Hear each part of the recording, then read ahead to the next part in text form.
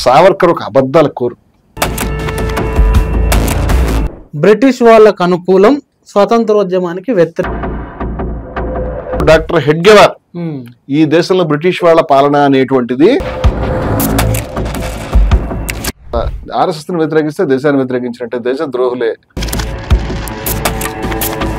స్వతంత్ర పోరాటంలో ఆర్ఎస్ఎస్ అని పుస్తకాలు వేసుకుంటారు. వారితో గతంలో వివాదం జరిగింది 25 ఏళ్ల క్రితం. ఆ తర్వాత ఇది ఆర్ఎస్ఎస్ వారి సొంత, వారి హెడ్గేవార్ యొక్క చరిత్ర. ఇది ఆర్ఎస్ఎస్ వాళ్ళు గురించి చేసింది.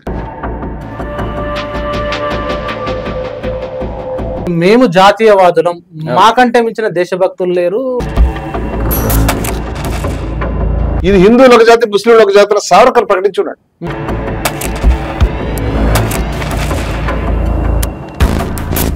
కానీ ఆయన చేసిన స్వాతంత్ర పోరాటం అంటే ఒకటే పని, ఏమిటంటే వీళ్ళు సుభాష్ చంద్రబోస్ పేరు దయించి తీయొద్దని చెప్తున్నాడు నేను. సుభాష్ చంద్రబోస్ ఇండియన్ స్ట్రగుల్ అనేటువంటి ఒక గ్రంథాన్ని రాశాడండి.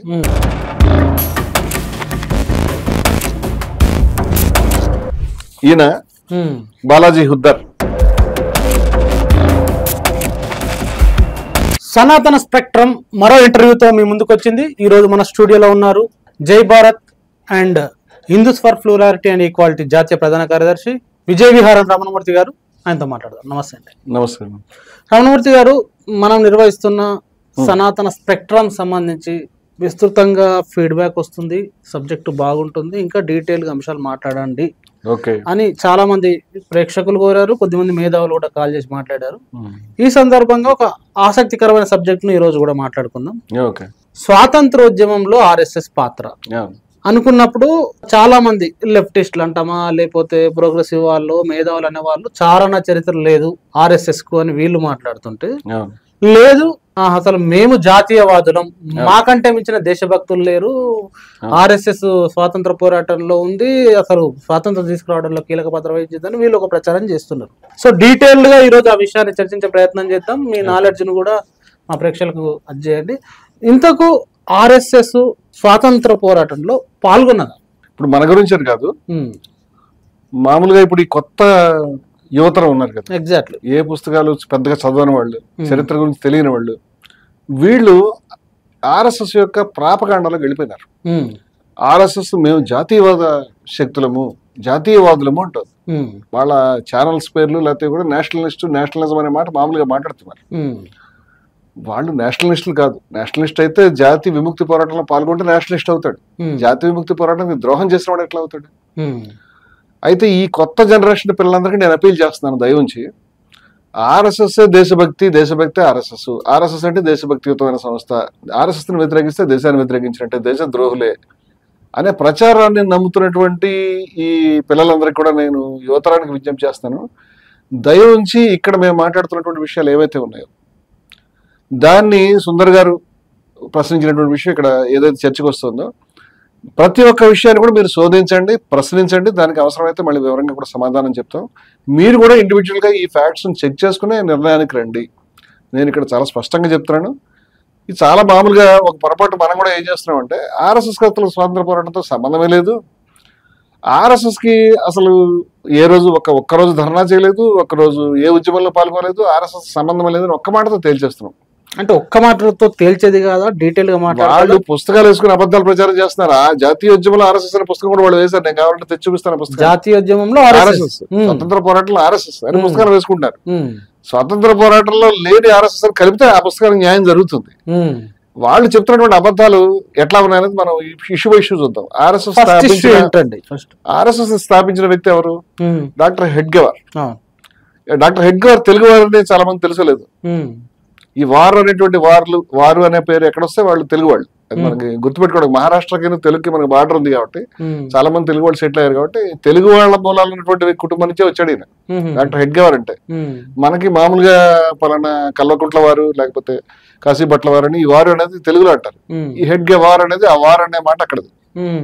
ఈ అంతేగాని యుద్ధం కాదు అది. ఈ డాక్టర్ ఈ హెడ్గేవార్ అనేటువంటి పెద్ద మనిషి ఈయన చదువుకోవడానికి కలకత్తా వెళ్ళాడు. కలకత్తా రోజుల్లో కొంచెం ముఖ్యమైనటువంటి కేంద్రం. అక్కడ దేశభక్తికి సంబంధించినటువంటి చాలా ఉద్యమాలు జరుగుతున్నటువంటి రోజులు. అంచేత అప్పుడు ఈ టెర్రరిస్ట్ ఆర్గనైజేషన్స్ అంటే సాయుధ పోరాటం ద్వారా లేకపోతే టెర్రరిస్ట్ చర్యల ద్వారా, ఆ మాట అనడానికి తప్పంటద్దు దయవుంచి, వాళ్ళకి త్యాగాన్ని తగ్గించడానికి అంటలేదు నేను, కానీ టెర్రరిజం అంటే ఎవరో ఒక వ్యక్తిని హత్య చేయడం, అందుకంటే పెద్ద పని చేయకపోవడం. అట్లా చేస్తేనే స్వాతంత్రం వస్తుందని నమ్మేటువంటి వాళ్ళు, కొంత హిందూ మతం మీద అభిమానం ఉండేటువంటి టీమ్స్ కూడా రకరకాల అప్పుడు ఫామ్ అవుతూ ఉన్నాయి. అలాంటి ఒక టీంకి ఇతను అనుశీలన సమితి అనేటువంటి దాంట్లో ఈయన జాయిన్ అయ్యాడు, చేశాడు అనేది కొంత మనకు వినిపిస్తా ఉంది, వాళ్ళ పుస్తకాల్లో కూడా కనిపిస్తుంది. ఏంటంటే అనుశీలన సమితి ఏంది? అనుశీలన సమితి అనేది ఆనందమఠం నవలతో లింక్ ఉంది. ఆనందమఠం నవల మనకి ఇప్పుడు ఈ బంకిచంద్ర చటర్జీ గారు రాసినటువంటి నవల మనకి తెలుగులో కూడా చాలా కాలం క్రితం అనువాదం మనకి చేతికి వచ్చింది. దీంట్లో వందే మాత్రం అనేటువంటి పాటని ఆయన దాంట్లో రాశాడు. మరి చరిత్రంగా ఉన్న విషయం చెప్పుకోవాలి, వందే మాత్ర గీతం స్వతంత్ర పోరాటంలో చాలా మంది స్ఫూర్తి ఇచ్చినమాట వాస్తవం. అంతగా స్ఫూర్తి ఇచ్చిన మరో గీతం లేదని కూడా చెప్పేసాము మనం. కానీ లోపల మొత్తం ఆ నవల్లో ఉన్నటువంటి వందే మాత్ర గీతం చాలా చోట్ల ముస్లింలకు వ్యతిరేకంగానే రాయబడింది. ఆ నవల కూడా ముస్లిం వ్యతిరేక టోన్తో రాసినటువంటిదే. స్వాతంత్రోద్యమంలో కాంగ్రెస్ పార్టీ, గాంధీజీ కూడా ఈ సమస్యను పరిష్కరించుకోవడానికి ఈ ముస్లిం వ్యతిరేక చరణాలని, లేకపోతే ముస్లింస్కి అభ్యంతరకరమైన భాగాలు తీసి ఈ 4 చరణాలు పాడండి అనే దాకా కూడా ఒక పరిష్కారం చేశారు. అది కొంత దారిలోకి వచ్చింది అనుకోండి విషయం. సరే, ఈ ఆనందమఠ నవలతో ప్రేరితమైనటువంటి సంస్థ అనుశీలన సమితి అనేటువంటిది. ఈ అనుశీలన సమితి అనేటువంటి దాంట్లో హెడ్ గవారిని ఒకళ్ళు జాయిన్ చేశారు. నిజంగా హెడ్ గవారి లోపల ఏం చేశాడు? ఏమైనా కార్యక్రమం చేశాడా? ఏమైనా ధర్నా చేశాడా? ఎవరి మీద ప్రయత్నం చేశాడా? పోనీ అంటే ఆ రోజుల్లో కార్యకలాపాలు ఎవరైనా చంపేయాలని ఉంది కాబట్టి ఇటువంటి కార్యక్రమాలు ఏమైనా చేసినట్టుగా కానీ, ఏదన్నా ఒక ఆయన హోదా ఏమిటి దాంట్లో అనేది కానీ స్పష్టంగా ఎక్కడ కూడా నమ్మదగ్గ ఆధారాలు ఏమీ లేవు. మనకు అర్థమవుతున్న విషయం ఏంటంటే ఆయన కేవలం జాయిన్ అయ్యాడు. అప్పటికి ఆర్ఎస్ఎస్ పుట్టలేదు, ఆయన యువకుడు, ఆయన కలకత్తాలో ఉన్నాడు, జాయిన్ అయ్యాడు. బహుశా పెద్ద కార్యక్రమాలు ఏమి చేయలేదు, బహుశా కొంత యాక్టివిటీ, మరి ఇన్యాక్టివ్ అని అనలేం, కానీ పెద్దగా గొప్ప కార్యక్రమాలు ఏమి లేని విధంగానే ఆయన ఉన్నాడు అని అనుకోవచ్చు. అనుశీలన సమితితో జీవితంలో ఈయనకు మరొకసారి అక్కడ తనతో ఉన్నటువంటి సహచరులతో ఒక అనుబంధం అనేది వచ్చింది. ఆ విషయాన్ని కాస్త ఆగి మాట్లాడుకుందాం. ఈయన అక్కడి నుంచి మళ్ళీ తన స్వరాష్ట్రం అయినటువంటి మహారాష్ట్రకి వచ్చేసాడు. వచ్చిన తర్వాత ఉధృతంగా స్వాతంత్రోద్యమం జరుగుతుంది. ఒకసారి వ్యక్తి సత్యాగ్రహం అనే దాంట్లో పాల్గొన్నాడు. అప్పటికి కూడా ఆర్ఎస్ఎస్ పుట్టలేదు. ఆర్ఎస్ఎస్ పుట్టిన తర్వాత అంటే మన ఆర్ఎస్ఎస్ గురించి కదా మాట్లాడుకుంటాం. ఆర్ఎస్ఎస్ కు ఒక డిక్లేర్డ్ పాలసీ ఉంది, స్వాతంత్రోద్యమంలో పాల్గొనకూడదు. ఆర్ఎస్ఎస్ పాలసీ ఉందా? పాలసీ ఉంది, పాల్గొనకూడదు. ఆర్ఎస్ఎస్ కి అసలు శత్రువులు బ్రిటిష్ వాళ్ళు కానే కాదని అభిప్రాయం. దాన్ని పెట్టినటువంటి స్థాపించిన పెద్ద మనిషి ఈయన. అంచేత ఈయన అభిప్రాయంలో అసలు స్వాతంత్రంలో మనం వెళ్ళక్కర్లేదనే ఉద్దేశం ఉంది. అయినప్పటికీ ఒకసారి శాసనోల్లంఘనోద్యమంలో 1930s లో ఈ పెద్ద మనిషి డాక్టర్ హెడ్గేవారు పాల్గొన్న విషయం వాస్తవమే. నేను చెప్తున్నాను వాస్తవమే. ఇంకేందంటే చారణ చరిత్ర లేదని అంటారు. అదే మరి ఇక్కడ రహస్యం ఏంటంటే ఆయన దాన్ని ఆర్ఎస్ఎస్ తరపున పాల్గొనలేదు. ఇప్పుడు ఇక్కడ నేను ఈ విషయాన్ని విజయ విహారంలో 25 సంవత్సరాల క్రితం ఏదైతే ఈ ఆర్ఎస్ఎస్ కి సంబంధించి మేము వాళ్ళతో ఘర్షణ పడ్డాము, దాంట్లో చాలా వివరంగా వాళ్ళు స్వాతంత్ర పోరాటంలో పాల్గొన్నారా లేదా, పాల్గొంటే ఏ స్థాయిలో పాల్గొన్నారనేది అక్కడ ఉన్నటువంటి మేధావి, వారి పేరు నేను చెప్పనని చెప్పాను, వారితో గతంలో వివాదం జరిగింది 25 ఏళ్ల క్రితం. ఆ తర్వాత ఇది చెప్తానండి. ఇది ఆర్ఎస్ఎస్ వారి సొంత, వారి హెడ్గేవారి యొక్క చరిత్ర. ఇది ఆర్ఎస్ఎస్ వాళ్ళు గురించి చేసింది, వాళ్ళు కాదన్నాక ఏమి లేదు దీంట్లో. దీంట్లో విదర్భ అనేటువంటి ప్రాంతంలో వారు ఖచ్చితంగా ఒక సత్యాగ్రహం చేశారు. దాంట్లో అరెస్ట్ అయ్యారు హెడ్గేవార్ అని మనకి తెలుస్తా ఉంది. కానీ ఆ పనిచేసే ముందు ఆర్ఎస్ఎస్ కి ఈ పాలసీ మీద ఏ రకమైన సంబంధం లేదని ఆయన డిక్లేర్ చేశారు. ఈ ఉద్యమాన్ని, ఇంత ఉధృతంగా వస్తున్న ఉద్యమం మీద ఆర్ఎస్ఎస్ యొక్క స్టాండ్ ఏమిటని అడిగితే చాలా మంది ఆ రోజుల్లో కాంగ్రెస్ పార్టీ కంటే కూడా చాలా తీవ్రమైనటువంటి విధానాలు కావాలని కోరుకునే యువత ఉండేవాడు అన్ని చోట్ల. అలాంటి వాళ్ళు కమ్యూనిస్ట్ పార్టీలోను, సోషలిస్ట్ పార్టీలోను, రకరకాల గ్రూప్స్ లో ఉండేవారు. అదొక వేవ్. అది చాలా మంది ఆర్ఎస్ఎస్ ని ఒక దేశభక్తి సంస్థగా ఇవాళ పొరపడుతుంటే ఆ రోజు కూడా పొరపడిన వాళ్ళు ఉన్నారు. దాంట్లో జాయిన్ అయినటువంటి వాళ్ళు ఉన్నారు. వాళ్ళు ఏమనుకున్నారంటే కాంగ్రెస్ కాదు, మన ఆర్ఎస్ఎస్ అద్భుతమైనటువంటి ఉద్యమం చేస్తుంది అని. ఉద్యమం తీవ్రంగా వచ్చినప్పుడల్లా ఆర్ఎస్ఎస్ లో ఇంటర్నల్ ఒత్తిడి వచ్చేది, మన సంస్థ ఏం చేస్తుంది ఇప్పుడు అని. అప్పుడు తీవ్రమైనటువంటి శాసనోల్లంఘనోద్యమం జరుగుతున్నటువంటి రోజుల్లో, అరెస్టులు అవుతున్నటువంటి రోజుల్లో హెడ్గేవార్ కొండపదలగుంటే చెప్పాడు, మన స్టాండ్ దీని మీద తటస్థమైనటువంటి వైఖరి మనం వ్యతిరేకించాం, అనుకూలంగా ఉండమంటే అనుకూలంగా ఉండమని దాని అర్థం. అంటే మీరు చెప్పడం కాదు కదా, పుస్తకంలో ఏముందో శుభ్రంగా చదివి మీకు వినిపిస్తాను. మీరు చెప్తుంటే రమణమూర్తి గారు వరుసగా ఇంటర్వ్యూలలో చెప్తారు అనే పాయింట్ కూడా అనుకుంటారు కాబట్టి పుస్తకంలో ఏముందో అదే. సంఘ శిక్షావర్గ సమావేశం జరుగుతుంది, అది పూర్తయిన దాకా డాక్టర్జీ ఉద్యమంలో పాల్గొనదలచలేదు. పోగా సత్యాగ్రహాల పట్ల సంఘ వైఖరిని కూడా స్పష్టీకరించవలసి వచ్చింది. 136 పేజీ అండి నేను చదువుతున్నది. డాక్టర్జీ సంఘ కార్యం పరిస్థితి నిరపేక్షం. నిరపేక్షం అంటే మనకి ఇంగ్లీష్ లో ఏంటంటే న్యూట్రల్, తటస్థం అని. తటస్థం అని ఎందుకంటారు? ఉద్యమాల్లో ఉధృతంగా జరుగుతున్నప్పుడు మీ వైఖరి తటస్థం అంటే మీరు పాల్గొదలుచుకోలేదు అని. అంటే చుట్టూ ఎలాంటి హడావిడి ఉన్నా సంఘం చలించదు, స్పష్టంగా చెప్తున్నాడు. మేము పాల్గొమని. ఏ ఇతర ఉద్యమంలో పాల్గొనదు. ఎందుకు పాల్గొనరు కూడా వాళ్ళు వివరంగా చెప్పారు. ఆ తర్వాత ఎవరైనా పాల్గొనాలని ఒత్తిడి, మేము పాల్గొంటాం అంటే డాక్టర్జీ కోపం వచ్చి మీరు ఎవరైనా పాల్గొదలుచుకుంటే మీరు రిజైన్ చేసి పాల్గొని చెప్పాడు. RSS స్వయం సేవకులు ఎవరైనా సత్యాగ్రహం చేయదలుచుకుంటే తమ సొంత బాధ్యత మీద వెళ్ళవచ్చు, కానీ స్వయం సేవకుని హోదాలో కాదు, సంఘ గణవేషలో కాదు. రాసిందా? నేను రాసిందే చదువుతున్నా. ఇప్పుడు డాక్టర్జీ గణవేష్ అంటే RSS వారి యొక్క డ్రెస్, షర్ట్ కూడా కాకి. తర్వాత మారింది, షర్ట్ కాకి, ప్యాంట్ కాకి, ప్యాంట్ కాదు నిక్కర్. అది బ్రిటిష్ వాళ్ళ యొక్క వాలంటరీ కార్ప్స్ ఏదో ఒక సంస్థది. వాళ్ళు కాకి చూసుకుని నెత్తి మీద నల్ల టోపీ పెట్టుకుని ఒక డ్రెస్ తయారు చేసుకున్నారు. ఇప్పుడు ఈ రకమైన పద్ధతిలో మీరు అసలు పాల్గొకూడదు, RSS పాలసీ ఇదని చెప్పాడు. ఈయన కూడా పాల్గొన్నాడు. అంటే మనకు దేశభక్తుడు కదా అని అనిపిస్తుంది. అదృష్టవశాత్తు డాక్టర్ గారే తాము ఎందుకు పాల్గొన్నారో చెప్పారు. 2 విషయాలు. నాగపూర్ లో ఉన్న పెద్ద మనిషి విదర్భ వెళ్లి పాల్గొన్నాడు. ఆ పని చేసే ముందు అందరికీ చెప్పింది తను కూడా పాటించాడు. ఆయన తన యొక్క సర్ సంఘ చాలక్ పదవికి రాజీనామా ఇచ్చి తన స్థానంలో ఒక డమ్మీ పర్సన్ ఎవరినో కొన్ని రోజుల నుంచి ఇప్పుడు నేను వ్యక్తిగత హోదాలో పాల్గొంటున్నాను అని పాల్గొన్నాడు. ఏమంత అవసరం వచ్చింది వ్యక్తిగత హోదాలో పాల్గొనడానికి? అవును, వ్యక్తిగత హోదాలో పాల్గొన్నా, RSS సత్సంగ చాలకుగా పాల్గొన్నా, స్వాతంత్ర ఉద్యమంలో స్వాతంత్ర ఉద్యమంలో ఆయన యొక్క స్వాతంత్ర అభినవేశంతో దేశభక్తితో పాల్గొన్నాడేమో అని నాకు కూడా భ్రమ కలుగుతూ ఉంది. డాక్టర్ జగన్ అడుగుతాం ఆయన ఎందుకు పాల్గొన్నాడు. ఆయన చెప్తున్నాడు ఎందుకు పాల్గొన్నాడు. ఒక విధంగా ఆయన ఉండేది నాగపూర్ లో, అయినా సత్యాగ్రహం చేయడానికి ఎంచుకున్నది విదర్భ ప్రాంతం. అప్పటికింకా విదర్భ ప్రాంతం పూర్తిగా సంఘ కార్యం విస్తరించలేదు. అంటే RSS యాక్టివిటీ విదర్భలో లేదు. జైలుకు విదర్భ ప్రాంతం నుంచి ప్రముఖులు అనేక మంది వస్తారు. ఎవరు స్వాతంత్రోద్యమంలో కాంగ్రెస్ పార్టీలో పాల్గొంటున్నటువంటి కాంగ్రెస్ సోషలిస్ట్ పార్టీలోను అనేక మంది మిత్రులు వస్తారు. వాళ్ళందరితో పరిచయాలు పెట్టుకోవాలి. వారితో పరిచయాలు చేసుకుని సంఘాన్ని గురించి చెప్పి విధానం నేర్పి జైలు నుంచి విడుదలైన తర్వాత ఆ ప్రాంతంలో సంఘ విస్తరణ చేయవచ్చని భావించారు. అందుకు వెళ్ళాడు. అంటే ఈయన వెళ్ళింది దేశ స్వాతంత్రం గురించి కాదు, ఆ ఉద్యమం సక్సెస్ అవుతుందని కాదు, ఇది పనికిరాల ఉద్యమం కూడా నాకు చెప్పాడు. దాంట్లోకి వెళ్ళింది కేవలం RSS యొక్క కేడర్ ని సంపాదించుకుని RSS ని విస్తరించుకోవడానికి ఆ ప్రాంతంలో చొరబడి స్వతంత్ర పోరాటంలోకి. మళ్ళీ వీళ్ళ సంఘం ఏమిటి, బ్రిటిష్ వాళ్ళకి అనుకూలము, స్వాతంత్రానికి వ్యతిరేకం. ఇప్పుడు బ్రిటిష్ వాళ్ళ అనుకూలమైనటువంటి శక్తి దీంట్లో చొరబడి అక్కడ స్వతంత్ర పోరాటంలో పనిచేస్తున్న కేడర్ని బయటకు లాగి వీళ్ళ చేతిలో RSS జెండా పెట్టి వీళ్ళని గణవేష్ వేసి స్వాతంత్ర పోరాటాన్ని వేరు చేయాలనే లక్ష్యంతో వెళ్ళాడు. దీన్ని ద్రోహం అనకుండా ఏమనమాట. Sorry for the interruption. British వాళ్ళకు అనుకూలం, స్వాతంత్రోద్యమానికి వ్యతిరేకం అనే స్టేట్మెంట్ ఎట్లా ఇస్తామంటే లాస్ట్ ఎపిసోడ్ లో కూడా మనం మాట్లాడుకున్నాం.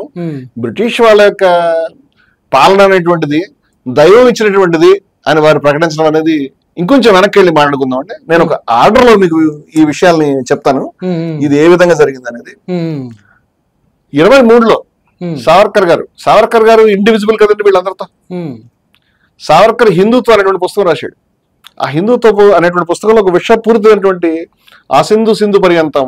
సింధు అంటే అక్కడ ఉండేటువంటి సింధు, ఈ సింధు అంటే సముద్రం, ఈ మధ్యలో ఉండేటువంటి వాళ్ళంతా యస్య భారత భూమిక, ఏదైతే భారత భూమి ఉన్నదో దాంట్లో పుణ్యభూ పితృభూశ్చైవ, ఇది లిటిగేషన్. ఎవరికైతే ఈ దేశం అనేది పుణ్యభూమిగాను పితృభూమిగాను ఉంటుంది. అంటే ఇప్పుడు క్రిస్టియన్ కి అతని పుణ్యభూమి ఎక్కడో జెరూసలంలో ఉంది, ముస్లిం కి మక్కా పుణ్యభూమిగా ఉంది. ఇప్పుడు హిందూ కూడా అమెరికాలో ఉంటే వాడికి ఇక్కడ ఉన్నటువంటి గంగా యమున పవిత్రం అని చెప్పుకున్నాడు, కానీ అక్కడ కాదు. అందుకని ఇక్కడ ఉన్న వాళ్ళని హిందువులు ఎవరైతే ఉన్నారో వీళ్ళు ఈ హిందూ మతం అనేదాన్ని ఈ దేశం వీళ్ళది అని హిందుత్వ సిద్ధాంతాన్ని ప్రతిపాదించడం 23లో చేసినప్పుడు RSS పుట్లే. తర్వాత RSS సావర్కర్, మూంజే వీళ్ళందరి యొక్క పాత్ర ఉన్నది. సావర్కర్ గారి అన్నగారు అనేటువంటి గణేష్ సావర్కర్ పాత్ర ఉన్నది. వీళ్ళంతా RSS లో బ్యాచ్, ఫస్ట్ బ్యాచ్.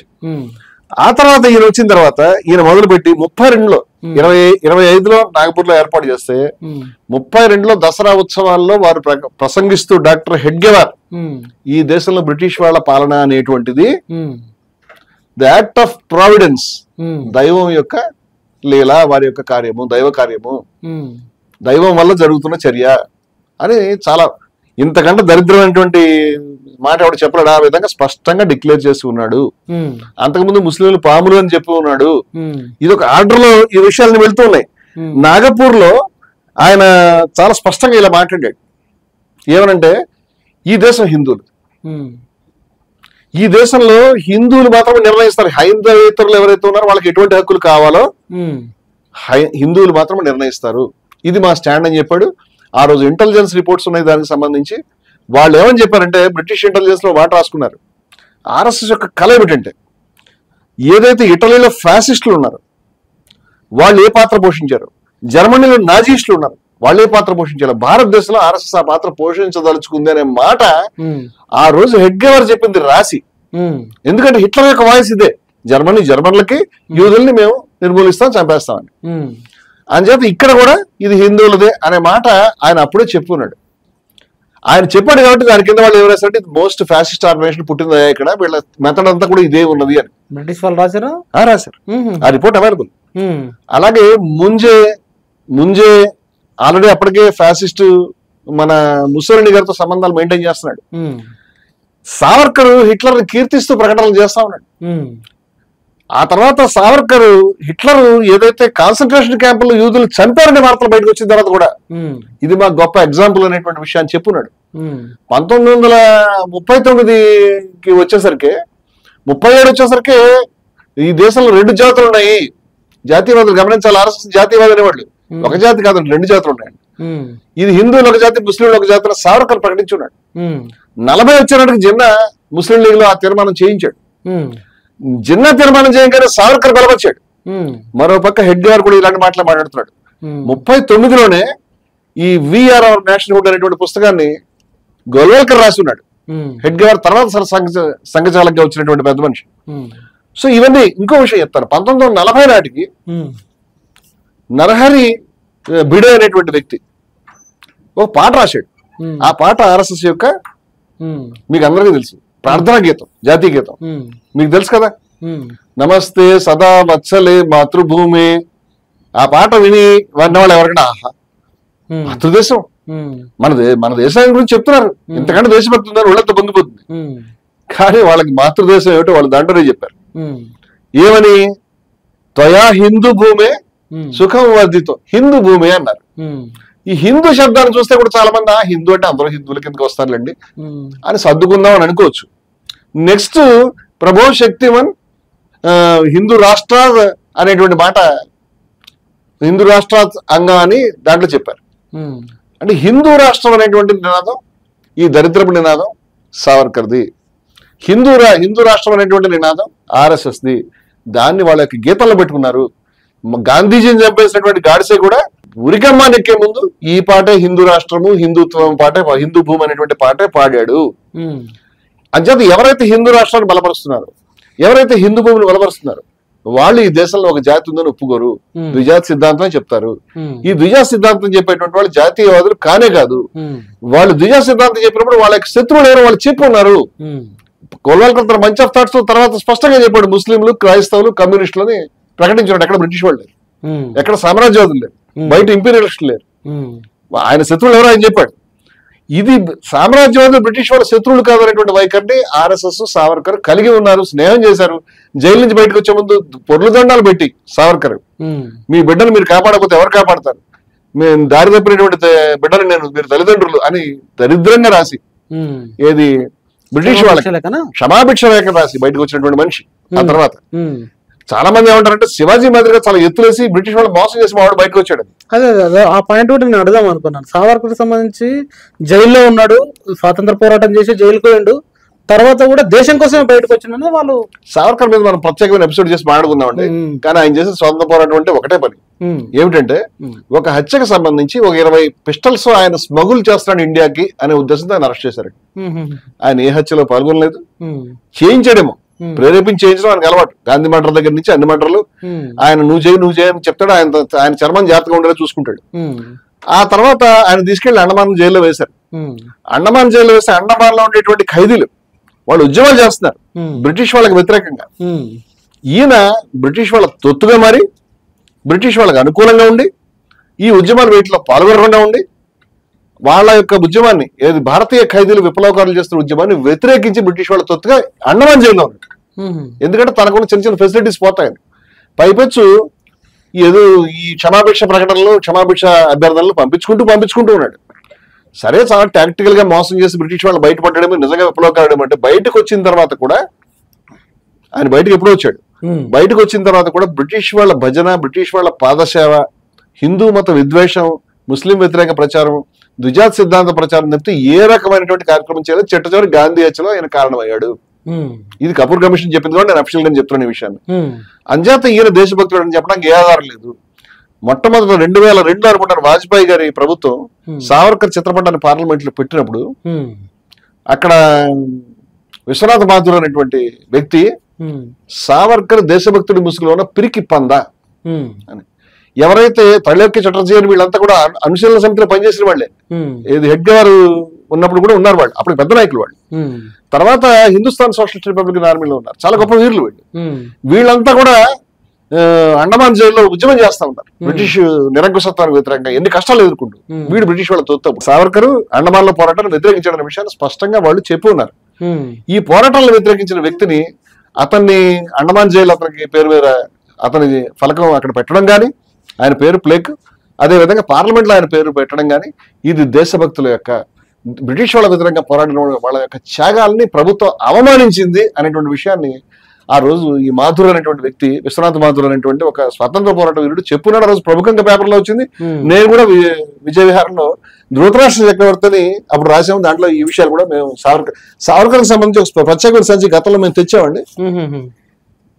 ఎవరి సావర్కర్ తర్వాత దాని పుస్తక రూపంలో తెచ్చాము. నేను చెప్తున్నాను సావర్కర్ సబ్జెక్టు కథ చిన్న ఎపిసోడ్ తో కదా, మనం 1-2 ఎపిసోడ్స్ నెక్స్ట్ చేద్దాము. సావర్కర్ పార్ట్ నేను తగ్గిస్తున్నాను, వీళ్ళ పార్ట్ మాట్లాడుతున్నాను. ఇందాక మీరు అడిగిన ప్రశ్న ఏమిటంటే బై పాలసీ ఒక విధానం రూపకంగా ఆర్ఎస్ఎస్ స్వాతంత్ర పోరాటం వ్యతిరేకించింది, స్వాతంత్ర పోరాటం విధాన రూపంగా వ్యతిరేకించింది. అంతేకాకుండా నేతాజీ సుభాష్ చంద్రబోస్ని ఆయనని ఒక రకంగా చెప్పాలంటే బిట్రే చేసింది. ఎవరు? ద్రోహం చేసింది నా ఉద్దేశంలో. ఆర్ఎస్ఎస్ నేతాజీకి ద్రోహం చేసింది. ఎస్. ఇప్పుడు మనకి ఎక్కడన్నా నేతాజీ టాపిక్ వస్తే ఈ హిందూ ఉన్మాదులు ఎవరైతే ఉన్నారో యూట్యూబర్లు కానీ అసలు స్వాతంత్రం వచ్చిందే నేతాజీ వల్ల, అసలు నేతాజీకి గాంధీ దుర్మార్గుడు ద్రోహం చేశాడని కొత్తగా మీరు చూసుంటారు. బాహుబలి సినిమాలో ఏదైతే ఈ పొడిచే ఘట్టం ప్రభాస్ ని కట్టప్ప పొడిచేదాన్ని గాంధీ గారు నేతాజీని పొడుస్తున్నట్టుగా దాన్ని తయారు చేసి కూడా పాపం ఇవన్నీ కూడా ఒక్క రకంగా అఫీషియల్ గా చేయరు. అన్అఫీషియల్ గా వాళ్ళకి 1000 ముఖాలు ఉంటాయి కాబట్టి ఎవరి ప్రచారం దారి ఎవరి వాళ్ళు చేసుకుంటూ ఉంటారు, చేసుకుంటూ వెళ్ళిపోతున్నారు వాళ్ళు. అది మనం చూస్తున్నాం, రెగ్యులర్ గా చూస్తున్నాం. మీరు ఒక పాయింట్ స్టేట్మెంట్ ఇచ్చినారు, ఏమంటే వీళ్ళు చేశారు ద్రోహం చేశారు. నిజమే, సుభాష్ చంద్రబోస్ ద్రోహం జరిగింది అని చేసింది వీళ్ళు. ఏం చేశారు? ఆయన 39లో మొట్టమొదటి ఈ విషయం చెప్తానండి. గాంధీ గారికి లేకపోతే మిగతా స్వాతంత్ర పోరాట వీరులు నెహ్రూకి సుభాష్ చంద్రబోస్తో ఉన్నటువంటి విభేదం ఒకటే ఒక విభేదం. అదేమిటంటే అహింసాయుతమైన పద్ధతిలో పోవాలనేది గాంధీ అభిప్రాయం, మాత్రమే పోవాలని. హింసాయుతమైన పద్ధతిలో కూడా పోవచ్చు అనేది సుభాష్ చంద్రబోస్ అభిప్రాయం.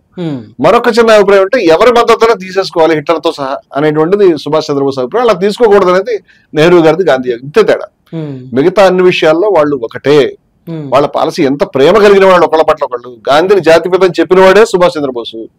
Father of the nation blesses అని ఎక్కడ జపాన్ వెళ్ళిన తర్వాత ఆయన చేసిన ప్రసంగంలో జాతిపిత మమ్మల్ని మొట్టమొదటి ఉపయోగించాడు ఆ పదాన్ని.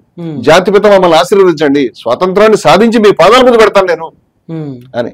గాంధీ అనేవాడు చాలా నోబెలెస్ట్ పర్సన్, చాలా ఉన్నతుడు, మహోన్నతుడైనటువంటి భారతీయుడు అని పదే పదే సుభాష్ చంద్రబోస్ చెప్పాడు. బయట వాళ్ళిద్దరి మధ్య వివాదం వచ్చిన తర్వాత రాకముందు కూడా ఆయన పుస్తకాలు కూడా అదే రాశాడు. ఇవన్నీ కప్పిపెట్టి నెహ్రూను గాంధీ అంతా కూడా వీళ్ళకి మోసం చేశారు. సుభాష్ చంద్రబోస్ అసలు హీరో, ఆయన స్వాతంత్రం వచ్చింది, ఓకే ఆయన హీరో అనుకుందాం. 2 పాయింట్స్ చెప్తారండి ఇక్కడ. మొట్టమొదట డాక్టర్ హెడ్గేవర్ సుభాష్ చంద్రబోస్ ఒక్కళ్ళు కలవలేదు, ప్రతి ఒక్కళ్ళు కలిశాడు. అంటే హెడ్గేవర్ మళ్ళీ ఆయన చాలా ఇంపార్టెంట్ అని అనుకోవద్దు మనం. ఎంఎన్ రాయన్ కలిశాడు, జిన్నాని కలిశాడు, అలాగే గాంధీ నెహ్రూ వాళ్ళతో వివరంగా మొత్తం స్వాతంత్ర పోరాటం చర్చించాడు. 39-40లో 2వ ప్రపంచ యుద్ధం వచ్చి వాతావరణం మారుతున్నప్పుడు తన మనసులో ఏమున్నదంటే అవసరమైతే మనం హిట్లర్ మద్దతు తీసుకోవచ్చు అనేది ఆయన మైండ్ లో ఉంది. వీళ్ళు మొదట హిట్లర్ ఆరాధకులు, ఈ ఆర్ఎస్ఎస్ హిందూ మతోన్మాదుల సావర్కర్వాదుల యొక్క గొప్పతనం ఏమిటంటే వీళ్ళు బ్రిటిష్ వాళ్ళ ఆరాధకులు, అదే సమయంలో హిట్లర్ ఆరాధకులు. ఇది ఆశ్చర్యం. ఈ పరస్పర విరుద్ధంగా కొట్టుకుంటే ఇద్దరికి ఒకేసారి ఆరాధకులు కావడం అనేది వీళ్ళు చేయగలిగారు. ఆ సమయంలో ఒక వ్యక్తి గురించి మనం మాట్లాడుకోవాలండి. చాలా ఇంట్రెస్టింగ్ వ్యక్తి ఆయన ఎవరంటే బాలాజీ హుద్దర్ అనేటువంటి వ్యక్తి. బాలాజీ హుద్దర్ అనేటువంటి వ్యక్తి. ఆ వ్యక్తి ఆర్ఎస్ఎస్ యొక్క మొదటి సర్ కార్యవాహ్ అంట. సర్ కార్యవాహ్ అంటే కార్యవాహ్ అంటే మన భాషలో సెక్రటరీ అనుకోవచ్చు. Secretary, okay. సర్ సంఘచాలక్ అంటే అధ్యక్షుడు అనుకోవచ్చు.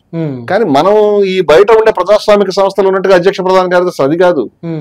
వాళ్ళు ఎప్పుడు మొనార్క్ నియంత్ర పద్ధతిలోనే ఆలోచిస్తారు కాబట్టి ఆ పేర్లు యథాతథంగా ఇలా తీసేసుకోవద్దు. సర్సంఘచాలక్ అత్యంత బలవంతుడు, అత్యంత నిరంకుశుడు ఆ సంస్థలో. ఇంకో పదవి కూడా ఉండేదండి, సర్ సేనాపతి అని. రాజుగారు కదా, వారు రాజుగారు కాబట్టి సేనాపతి కూడా ఉండాలి. కార్యవాహి అంటే బహుశా మంత్రి ఏమో. ఈ ఫ్యూడలిస్ట్ మైండ్ సెట్ వాళ్ళకి పోలేదు. అంచేత బ్రిటిష్ వాళ్ళకి పోరాటం చేయరు. ఈ రాజులు, ఈ మంత్రులు, ఈ సేనాపతులు, సర్ సంఘచాలక్, సర్ కార్యవాహ, సర్ సేనాపతి, ఈ ముగ్గురు కూడా పోరాటం ఏం చేయరు. తర్వాత సర్ సేనాపతి అనే పదవిని రద్దు చేశారు నాకు తెలిసి. ఏం చేశారంటే ఈ హుద్దర్ అనేట ఆయన, బాలాజీ హుద్దర్ ఏం చేశారు? ఆయన మనం గమనించాల్సింది ఏంటంటే ఆర్ఎస్ఎస్ సంస్థాపకుల బ్యాచ్ లో ఫస్ట్ బ్యాచ్ నుంచి ఉన్నాడు ఇతను. చాలా చిన్నపిల్లవాడు అప్పుడు. నన్ను అడిగితే మన భారతదేశంలో ఎంతో మంది వ్యక్తుల యొక్క, మహనీయుల యొక్క, పోరాట వీరుల యొక్క లేదా ప్రభావశీలైనటువంటి పనులు చేసిన వాళ్ళ త్యాగాలు కానీ పోరాటాలు కానీ మట్లా కలిసిపోయినాయి, చీకట్లో కలిపోయి తెలియకుండా పోయి. నిజంగా చెప్పాలంటే హుద్దర్ కూడా మనం అట్లాంటి అన్యాయం జరిగింది. చెప్పండి, కొంచెం డీటెయిల్ గా చెప్పండి. దాని గురించి డీటెయిల్ గానే మాట్లాడుకుందాము. ఈయన కూడా ఈ మహారాష్ట్ర ప్రాంతానికి సంబంధించినటువంటి మనిషి. ఆర్ఎస్ఎస్ మొట్టమొదట ఏర్పడినప్పుడు ఈయన కూడా మొట్టమొదటి సమావేశంలో 17 మంది ఎంతోమంది పాల్గొన్నారు. దాంట్లో ఈ హుద్దర్ కూడా ఉన్నాడు. హుద్దర్ హెగ్డేవార్కి చాలా దగ్గర మనిషి. అంతేకాకుండా మూంజే గారికి కూడా దగ్గర మనిషి. మూంజే వల్ల హెడ్గేవార్ వల్ల తన ప్రభావితుడు అయినాడు. ఈ మూంజే వల్ల హెడ్గేవార్ వల్ల ప్రభావితుడైనటువంటి ఓ చిన్న పిల్లవాడు అనుకోవచ్చు, 22 ఏళ్ళు 20 ఏళ్ళు పైన ఎంతో ఉంది అతనికి అప్పటికి. ఇతని మీద హెడ్గేవార్ యొక్క నమ్మకం ఏ స్థాయిలో ఉన్నదంటే ఈయనని తను సర్సంఘచాలకగా, ఈయన సర్కార్యవాహంగా నియమించాడు. అంటే నువ్వు మంత్రి పదవి ఇచ్చాడు అనుకోవచ్చు మనం మన భాషలో చెప్పాలంటే. మరి ఈ విధంగా చేసిన తర్వాత కానీ హుద్దర్ దగ్గర ఉన్నది ఏమిటంటే ఆయన మతోన్మాది కాదు. అంతేకాదు ఆయన బ్రిటిష్ వ్యతిరేక, సామ్రాజ్యవాద వ్యతిరేక ఈ పోరాట స్ఫూర్తి అనేది ఆయన దగ్గర ఉంది, దేశభక్తి అనేది ఆయన దగ్గర ఉంది. అందరూ అనేక మంది ఎవరైతే నేను ఇందాక చెప్పాను, ఎప్పుడప్పుడు ఆర్ఎస్ఎస్ ఈ పోరాటం ప్రారంభిస్తుంది, ఎప్పుడప్పుడు ఆర్ఎస్ఎస్ నిజమైన స్వతంత్ర పోరాటం ప్రారంభిస్తుంది, సామ్రాజ్యవాద వ్యతిరేక పోరాటం ప్రారంభిస్తుంది, కొంతమంది వెయిట్ చేసేవారండి. అసలు 1947-48 గాంధీజీ బట్ట తర్వాత వీళ్ళందరికీ గట్టి దెబ్బ ఇలాంటి బ్యాచ్ అందరికి షాక్ అయిపోయారు. వీళ్ళంతా ఇదా ఇంతకాలం చేసింది మనం దీని గురించి. ఎప్పుడు కూడా ద్రోహం చేసుకుంటూనే వచ్చారు. చిట్ట చివరికి వాళ్ళు తేలిన విషయం ఏంటంటే జాతి వ్యతిరేకులుగా, దేశ వ్యతిరేకులుగా తేలారు. ఆ తర్వాత మనం మాట్లాడదాం. కానీ హుద్దర్ కూడా మొట్టమొదట ఇదే పద్ధతిలో ఆలోచించి వెళ్ళిన వ్యక్తి. ఆయనని ఈ హెడ్గేవార్ సంపూర్ణమైన విశ్వాసాన్ని కనబరిచాడు. కానీ ఈ హుద్దర్ మనసులో మాత్రం బాధ, దేశానికి వ్యతిరేకంగా ఏదైతే మన బ్రిటిష్ వాళ్ళు చేస్తున్న దుర్మార్గాలు ఉన్నాయో మనం ఎదిరించే విధంగా ఉద్యమం రావాలని మనసులో కోరుకున్నది. అప్పుడు ఆయన తెలుసో తెలియకో స్వాతంత్ర పోరాటంలో కొన్ని రకాలైనటువంటి యాక్టివిటీస్ లో పాల్గొన్నాడు. వాటి వివరాలు మనకు లభ్యం కావట్లేదు. కానీ ఒక రాబరీలో దొంగతనాలు దోపిడీలు ఎందుకు చేస్తారంటే విప్లవకారులు చాలా మంది మనం కాకూరలు కూడా చూస్తాం, వాళ్ళు దోపిడీ చేయటం అనేది అట్లాంటివి చేసేవారు. ఆ కేసులో ఆయన అరెస్ట్ అయ్యాడు. వెంటనే ఈయన అలర్ట్ అయిపోయాడు మన హెడ్గేవార్ గారు. లేదు నువ్వు ఇలాంటి కార్యక్రమాల్లోకి వెళ్తున్నావు అంటే ఇది బ్రిటిష్ వాళ్ళ వ్యతిరేక, మేము బ్రిటిష్ వాళ్ళతో లింక్ ఏర్పాటు చేసుకుంటాం జాగ్రత్త కష్టపడి, మేము హిట్లర్ని ఆరాధిస్తున్నాము, ముస్లిం వ్యతిరేకంగా ఓ శక్తిని తయారు చేసే పనిలో ఉన్నాం, అంతేగాని నువ్వు బ్రిటిష్ వాళ్ళ పోరాటంలో ఉంటే లాభం లేదా అని కొంచెం దూరం పెట్టడం మొదలుపెట్టాడు, అభిమానం ఉన్నప్పటికీ కూడా. ఆ విధంగా ఇతను దూరం వెళ్ళాడు. దూరం వెళ్ళే కాకుండా జర్నలిజం, ఆయన కొంచెం మేధావి, కొంచెం వ్యాసాలది రాసేవాడు, తెలుసుకునేవాడు. జర్నలిజం మీద ఇంట్రెస్ట్తో జర్నలిజం నేర్చుకోవడానికి ఇంగ్లాండ్ వెళ్ళాడు. అప్పుడు ప్రపంచంలో అనేక రకాలైన పరిణామాలు వేగంగా జరిగిపోతున్నాయి. దాంట్లో ఒకటి ఏమిటంటే స్పెయిన్లో అంతర్యుద్ధం. ఈ స్పెయిన్లో అంతర్యుద్ధం గురించి మన ముందు జనరేషన్స్ లో చాలా చర్చ ఉండేది. 40లో 50లో చాలా పెద్ద విషయం అది. లక్షల మంది, మిలియన్ల మంది చచ్చిపోయారు. దాంట్లో ఒక పక్షం వైకి హిట్లర్ను, ముస్సోలిని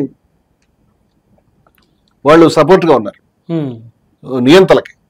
ప్రజలంతా కూడా తిరగబడుతున్నారు. వాళ్ళలో కమ్యూనిస్టులు ఉన్నారు, కమ్యూనిస్టులు కానిటువంటి ప్రజాస్వామికవాదులు ఉన్నారు, ఇంకా అనేక మంది ఉన్నారు.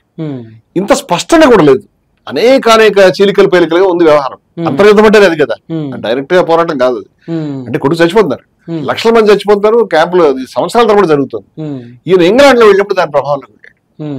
వెళ్ళి ఈ ఫ్యాసిస్ట్ వ్యతిరేక పోరాటంలో నేను పాల్గొవాలి అనేటువంటి కోరికతో తన పేరు మార్చుకుని జాన్ స్మిత్ అని, అంటే ఇండియన్ పేరు అక్కర్లేదనే ఉద్దేశంతో ఆయన తన కాలేజీ మేట్స్ అందరితో కలిసి ఓ టీం కింద, అంటే ప్రపంచ దేశాల్లో చాలా చోట్ల మేము వెళ్ళి పనిచేయాలి, స్పెయిన్ లో ఫ్యాసిస్టులతో యుద్ధం చేయాలి అనేటువంటి తపనతో అనేక మంది యువతరం యూరోప్ నుంచి కానీ ఆసియా దేశాల నుంచి వెళ్ళే సందర్భాలు ఉన్నాయి.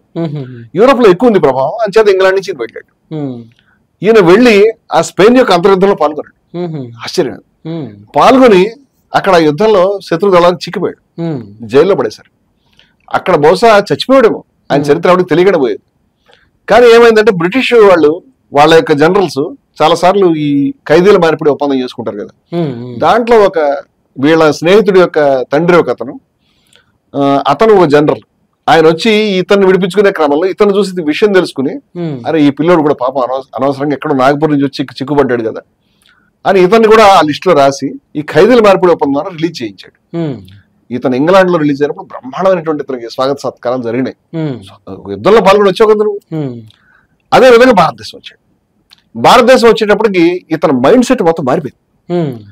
ఏమిటంటే ప్రపంచంలో హిట్లర్ ఉన్నాడు, ముస్సోలిని ఉన్నాడు, ఫ్యాసిస్ట్ శక్తులు, ప్రపంచంలో సినేరియో ఈ విధంగా ఉన్నది. అలాగే కమ్యూనిస్టుల ప్రభావం కూడా ఆయన మైండ్ లో పడింది.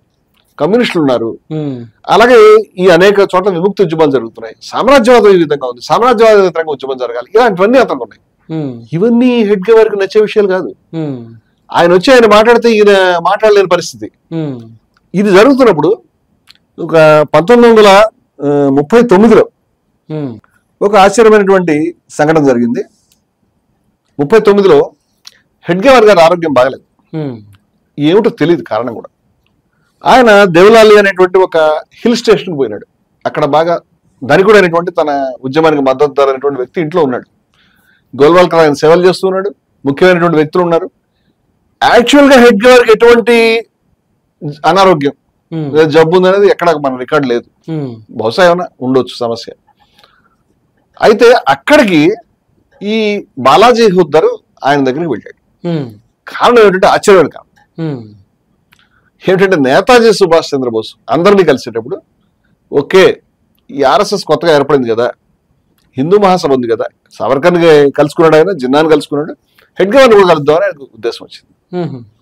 హెడ్ గవర్నర్ని కలుద్దాము అనేటువంటి ఉద్దేశం వచ్చినప్పుడు ఎవరితో మాట్లాడితే బాగుంటుంది అన్నప్పుడు ఈయనేమి హుద్దర్ ఏమి నేతాజీ సుభాష్ చంద్రబోస్ యొక్క అనుయాయిని మనం అర్థం చేసుకోకూడదు. ఇక్కడ హుద్దర్ కేవలం ఒక విప్లవకారుడు, స్వాతంత్ర పోరాట వ్యతిరేక వీరుడు అంతే. ఈ హుద్దర్ని కాంటాక్ట్ చేసి నేతాజీ సుభాష్ చంద్రబోస్ ఏం చెప్పాడంటే, కొంచెం హెడ్ గవర్నర్తో మాట్లాడి టైం తీసుకుని నేను వచ్చి కలుస్తానని చెప్పాడు. నేతాజీ సుభాష్ చంద్రబోస్ హిమాలయ పర్వతం అంత గొప్ప నాయకుడు. అప్పుడు కాంగ్రెస్ పార్టీలో ఆయన ఫేమ్ ఏమి చిన్నగా లేదు, నెహ్రూకి ఉంది, ఈయనకి కూడా బ్రహ్మాండ ఫేమ్ ఉంది, గాంధీ తర్వాత వీళ్ళిద్దరికి మంచి ఫేమ్ ఉన్నటువంటి నాయకులు వీళ్ళు.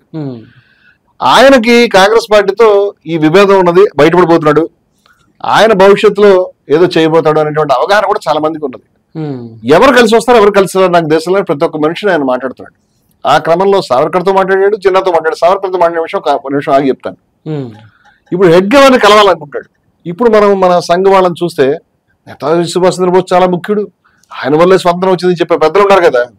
నేను అడుగుతున్నాను, హెడ్ గవర్నర్ ఏం చేయాలి? నీ స్వాతంత్రము దేశభక్తి ఉంటే గాంధీ గారి యొక్క అహింస మీద నీకేదో కోపం ఉందన్నట్టుగా ఒక్కోసారి చెప్తారు. ఓకే, మరి సుభాష్ చంద్రబోస్ హీరో అని మీరే చెప్తున్నారు కదా, మరి సుభాష్ చంద్రబోస్ కి సహకరించాలి కదా ఆర్ఎస్ఎస్. ఏం జరిగింది?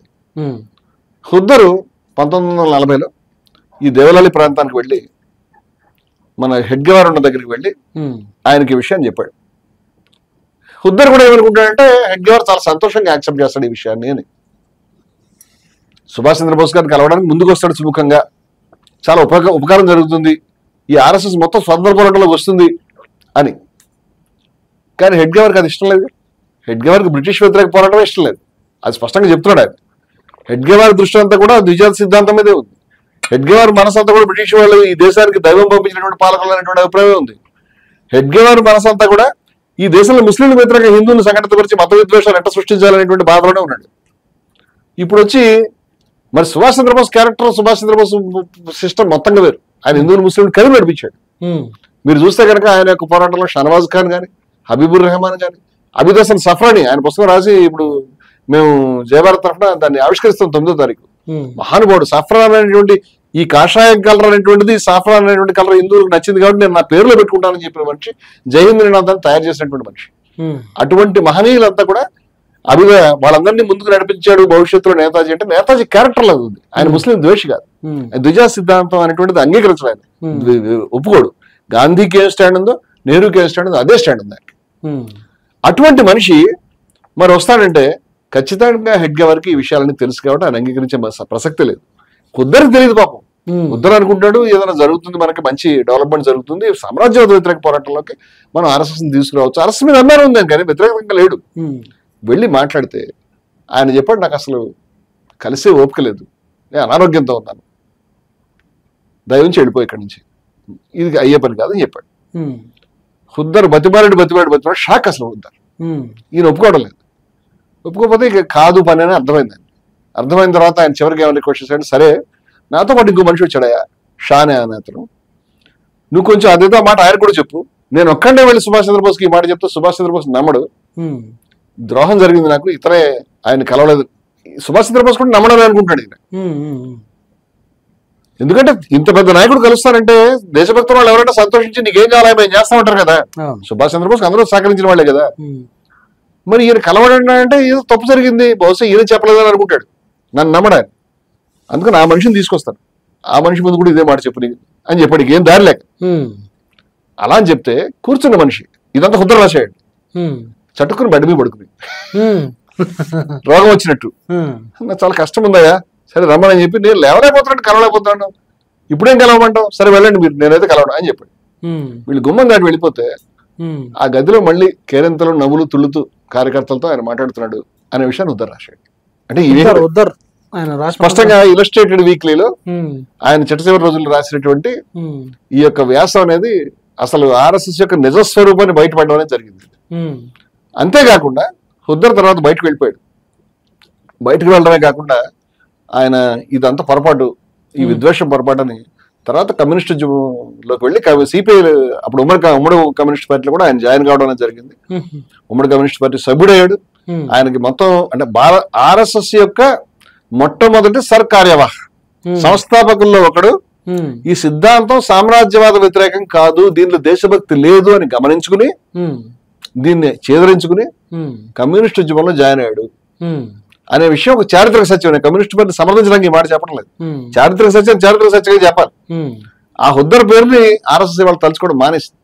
ఎందుకంటే ఆయన స్వాతంత్ర పోరాటం, ఆయన నిజంగా ఆయన చరిత్ర ఎక్కడ స్పెయిన్, ఎక్కడ ఇంగ్లాండ్, ఎక్కడ స్పెయిన్ జైల్లో మగ్గడం, ఎక్కడ పోరాటంలో వెళ్ళి స్పెయిన్ లో చిక్కడం, అంటే అంతర్జాతీయ ఎక్కడ చెడున్నా వెళ్ళి పోరాటాలని మనకి ఎవరైతే చేగువార లాంటి అనేక ఆదర్శాలు మనం చూస్తాం, అటువంటి మనిషి అనమాట. అట్లాంటి మనిషిని ఇవాళ ఎవరు తలుచుకోవట్లేదు. ఎందుకంటే ఆయన ఆర్ఎస్ఎస్ ని వ్యతిరేకించాడు, బయటకు వచ్చి కమ్యూనిస్ట్ పార్టీలో జాయిన్ అయ్యాడు. కమ్యూనిస్ట్ పార్టీలో కూడా బర్ధన్ లాంటి వాళ్ళందరికీ కూడా ఆయన ప్రేరేపణ ఇచ్చాడని చెప్తారు.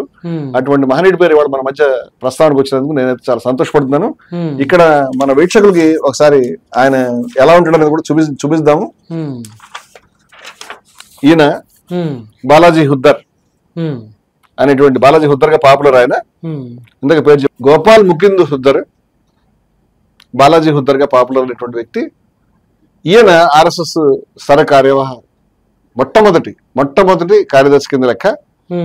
ఇంకో విషయం ఏంటంటే ఈయన వెళ్ళిన తర్వాత గురు గోల్వాల్కర్ గారికి ఆ పదవి వచ్చింది.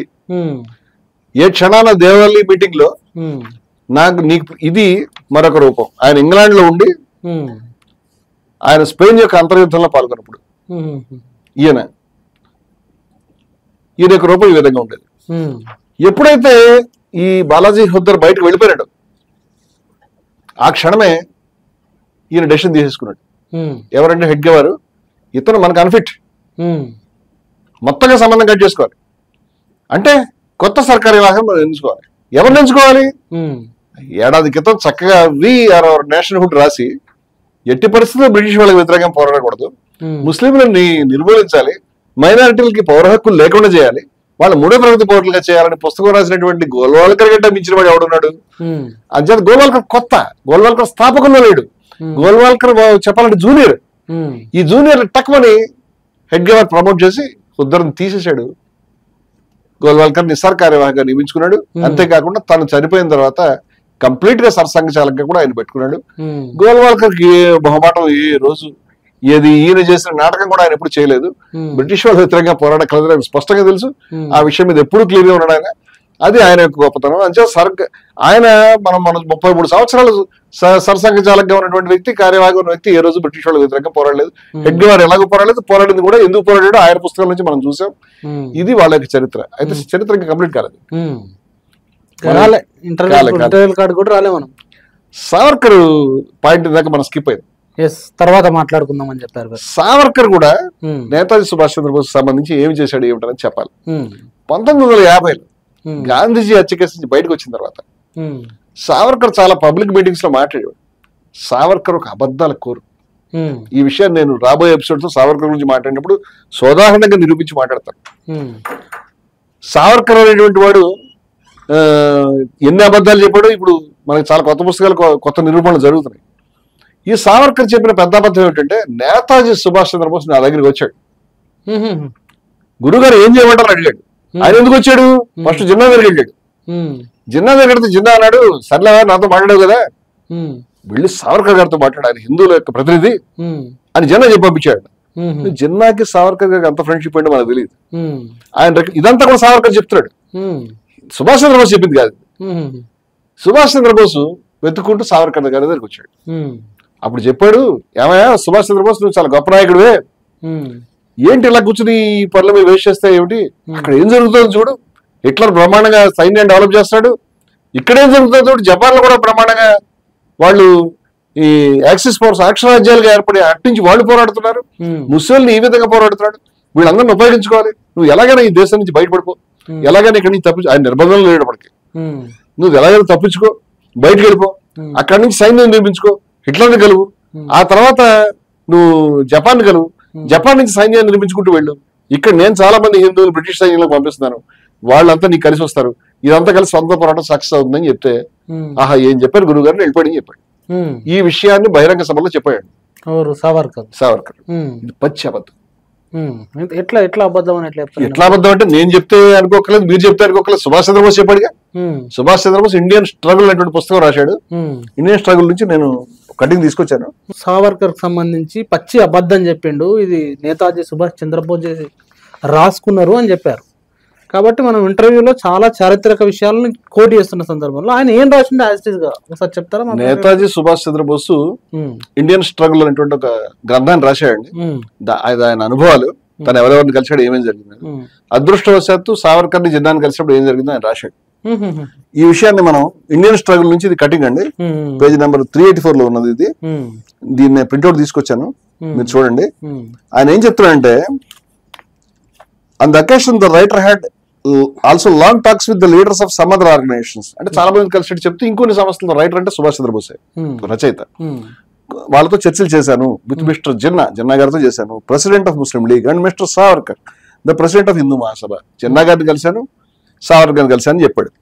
Mister Jinnah was then thinking only of how to realise his plan of Pakistan. ఏ విధంగా భారతదేశాన్ని ముక్కలు చేసి పాకిస్తాన్ ఏ విధంగా సాకారం చేసుకోవాలి అనే దాని పట్ల పట్టుదలగా ఉన్నాడు జిన్నా. ఇంక వేరే విషయాలు ఆలోచించట్లేదు. బ్రిటిష్ వాళ్ళు తోత్తువాడు జిన్నా, ఈయన రియలైజ్ అయ్యాడు.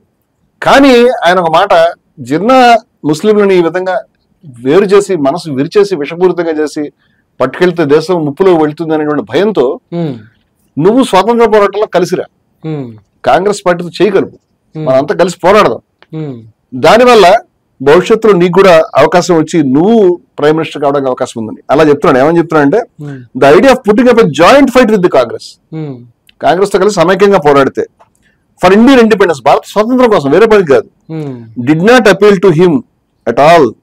ఆయనకు అలా చెప్తే ఆయనకు అసలు అది ఏమాత్రం ఆకర్షణీయంగా అనిపించలేదు.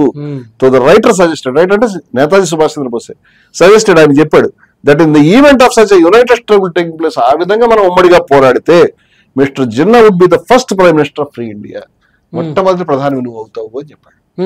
ఇక్కడ ఒక ఆశ్చర్యమైన విషయం నాకు ఏంటంటే, గాంధీజీ మీద ముస్లింలని సంతుష్టీకరణ, అపీజ్మెంట్ అని వీళ్ళు విపరీతమైన విష ప్రచారం చేశారు కదా, జిన్నాని ప్రధాని చేస్తే దేశ విభజన అడ్డుకోవచ్చని ఆయన తెలియదు, పాపం విభజిస్తున్నారని. ఆయన పరిగెట్టుకుని వచ్చి మౌంట్ బాటన్తో మాట్లాడి, జిన్నాకే ప్రైమ్ మినిస్టర్ ఇచ్చేద్దాము, ఈ దేశం చేయకుండా చూడండి అనేది చెప్పి దాని కాంగ్రెస్ నాయకత్వం అంగీకరించకపోతే దాన్ని ఆ ప్రతిపాదన జిన్నా దాకా పోలేదు. మౌంట్ బాటన్ దగ్గరే మళ్ళీ వెనక్కి వెళ్ళి వద్దులండి వాళ్ళు ఒప్పుకోవట్లేదు, నేనేం చేస్తానని నెహ్రూ పటేల్ ఒప్పుకోలేదు, ఆగిపోయింది. ఈ ప్రతిపాదన చేశాడనేది చరిత్రలో విషపూరితంగా ఆర్ఎస్ఎస్ వాళ్ళు చివరికి జిన్నాను ప్రధానం చేయదలుచుకోవడం చెప్తారు. ఇప్పుడు నేనేమంటానంటే సుభాష్ చంద్రబోస్ కూడా ఈ మాటలు చెప్పాడు, చాలా ముందే చెప్పాడు. ఎందుకంటే దేశాన్ని ఐక్యంగా ఉంచే క్రమంలో చెప్పారు తప్పితే ముస్లింలు మతోన్మాదాన్ని పెంచే క్రమంలోనూ హిందూ మతోన్మాదాన్ని పెంచే క్రమంలోనూ మనసులు విషపూరితం చేయడానికి చెప్పలే. కలిసి రావయ్యా లాభం ఉంటుంది అని, కలిసి రాస్తే వచ్చే లాభం చెప్పాలిగా అని చెప్పారు. అంచేత మీరు కనుక తిట్టదలుచుకుంటే మరి ఇప్పుడు సుభాష్ చంద్రబోస్ కూడా ఈ సంతుష్టీకరణ అనే మాటలు వాడగలుగుతారా? ఇవన్నీ కూడా ఆ మహనీయులకి దురుద్దేశాలను ఆపాదించడమే. ఈ విషయంలో గాంధీ సుభాష్ చంద్రబోస్ ఎంత ఒకటిగా మాట్లాడుతారో దీన్ని బట్టి అర్థం చేసుకోవచ్చు మనం. ఇది సుభాష్ చంద్రబోస్ సొంత రచన. ఇది ఈ మాట చెప్పిన తర్వాత ఏం చెప్పాడు? ఇలా చెప్పిన తర్వాత Mister Savarkar seemed to be oblivious of the international situation. ప్రపంచంలో ఏం జరుగుతుందో సావర్కర్ కి తెలిసినట్టుగా లేదు. సావర్కర్ గొప్పలు ఏం చెప్తున్నాడు తర్వాత, జర్మనీలో ఎట్లా ఉంది, జపాన్ లో అట్లా ఉంది, నువ్వు వెళ్ళవయ్యా ఇక్కడ కూర్చుంటే ఏం చేస్తావు అని చెప్పినట్టు తను చెప్తున్నాడు. అసలు ఆయనకి తెలిసినట్టుగా లేదు, ఏం పట్టించుకోవట్లేదని సుభాష్ చంద్రబోస్ ఆయన కలిసినప్పుడు ఈ మాటలు ఏమి రాలేదు. అసలు ఈయనకి తెలుసు సుభాష్ చంద్రబోస్కి ఏం జరుగుతుంది అని చెప్పిన వినేటట్లేడు. అయితే మరి ఏం చేస్తాడు, ఏం బోధించాడు ఆయన? Mister Savarkar seemed to be oblivious of the international situation తెలియకుండా ఉన్నాడు. And was only thinking how Hindus could secure military training by entering Britain's army in India. British ఆర్మీలోకి ఇది హిందువులు చేర్పించేసి వాళ్ళకి మిలిటరీ శిక్షణ పొందిస్తే భవిష్యత్తులో జరిగే గొడవల్లో మనకు పనికొస్తారనే లెక్కమే ఉన్నాడు ఆయన. అది తప్ప ఇంకేం మాట్లాడలేదు. రోజుల్లో అదే చెప్పాడు. మూంజే ఉద్దేశం కూడా అదే, మిలిటరైజేషన్ ఆఫ్ హిందూస్ జరుగుతుంది. ఇద్దరిని కలిసిన తర్వాత, సావర్కర్ని జిన్నాని ఇద్దరిని కలిసిన తర్వాత ఇద్దరి గురించి ఆయన యొక్క కంక్లూజన్ ఏమిటంటే, ఆయన చెప్పింది ఫ్రమ్ దీస్ ఇంటర్వ్యూస్, ఈ ఇద్దరిని కలిసి మాట్లాడిన తర్వాత the writer was forced to the conclusion. Writer అంటే సుభాష్ చంద్రబోసే. ఆయన ఈ నిర్ణయాలకి తప్పనిసరిగా వచ్చాడు. ఏమిటి ఆ నిర్ధారణ? That nothing could be expected from either Muslim League or Hindu Mahasabha. అటు జిన్నా గారు ముస్లిం లీగ్ దగ్గర నుంచి కానీ ఇటు సావర్కర్ గారు హిందూ మహాసభ, ఇద్దరిని ఒకటే గాట కట్టాడు. వీళ్ళిద్దరి దగ్గర నుంచి దేశ స్వతంత్ర పోరాటానికి సంబంధించి మనం ఏమీ ఆశించలేము అనే విషయాన్ని ఆయన నిర్ధారణగా చెప్పాడు. ఇప్పుడు సుభాష్ చంద్రబోస్కి రిక్త హస్తాలు చూపించడం ద్వారా సావర్కర్, నేను చేయను, హిందువుల్ని కేవలం రిక్రూట్మెంట్ చేసుకుంటాను, ఆ రిక్రూట్మెంట్ చేసినటువంటి ట్రైనింగ్ అంతా కూడా భవిష్యత్తులో నేను నా పర్పస్కి ఉపయోగించుకుంటాను అని చెప్పడం ద్వారా సావర్కర్ ఏ క్షణమైతే సుభాష్ చంద్రబోస్ స్వాతంత్ర పోరాటంలో రాబాబు అని కలిసి రమ్మని వెళ్ళి ఇంటికి వెళ్ళి అడిగితే రిక్త హస్తాలు, ఖాళీ శూన్య హస్తాలు చూపించడం ద్వారా, అదేవిధంగా ముఖం చాటేయడం ద్వారా హెడ్ గవర్ ఆర్ఎస్ఎస్ కనిపించకుండా నేను నాకు ఒంట్లో బాగలేదు కాబట్టి నేను కలవను, కలిసే చిన్న పని కూడా నేను చేయను అని చెప్పడం ద్వారా సుభాష్ చంద్రబోస్కి ద్రోహం చేశారా, దేశ స్వాతంత్ర పోరాటానికి ద్రోహం చేశారా, లేకపోతే ఉపకారం చేశారా అనేది ఎవరికి వాళ్ళు ఆలోచించుకోండి. ఇవి చారిత్రకమైన వాస్తవాలు. ఈ వాస్తవాలను బయట పెట్టకుండా మేము సుభాష్ చంద్రబోస్, మేము దేశభక్తులు, మేము జాతీయవాదులం, ఏం జాతీయవాదివి? అదే సమయంలో వీళ్ళిద్దరిని సుభాష్ చంద్రబోస్ కరెక్ట్గా అంచనా వేశాడు.